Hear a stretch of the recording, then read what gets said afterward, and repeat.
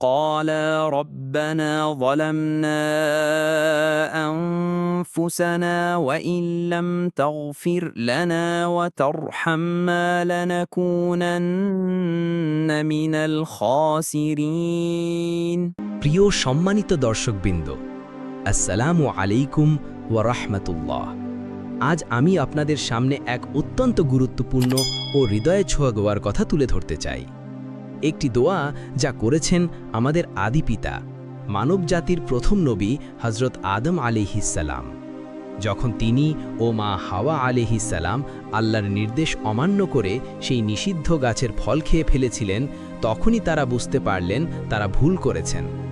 তখনই তারা গভীর অনুতাপে কাঁদতে কাঁদতে আল্লাহর দরবারে এই হৃদয় বিদারক দোয়াটি করেন, রব্বানা যালামনা আনফুসানা ওয়া ইল্লাম তাগফির লানা ওয়া তারহামনা লানাকুনান্না মিনাল খাসিরিন। অর্থাৎ, হে আমাদের পালনকর্তা, আমরা আমাদের নিজেদের ওপর জুলুম করেছি। যদি আপনি আমাদেরকে ক্ষমা না করেন এবং আমাদের প্রতি দয়া না করেন, তবে অবশ্যই আমরা ক্ষতিগ্রস্তদের অন্তর্ভুক্ত হয়ে যাব।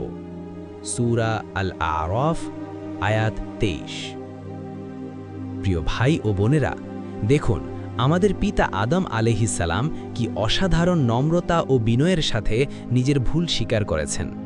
তিনি আমাদের শিখিয়ে গেছেন ভুল হতেই পারে, কিন্তু তাওবা না করাটাই আসল ক্ষতি। আমাদের জীবনে যখনই আমরা পাপ করব, ভুল করব, তখনই যেন আমরা এই দোয়াটি স্মরণ করি। আমরা যেন অহংকার না করি, বরং আদম আলাইহিসসালামের মতো আল্লাহর কাছে ফিরে আসি, ক্ষমা চাই, অনুতপ্ত হই। আল্লাহর রহমত অশেষ, তিনি ক্ষমাশীল, দয়ালু।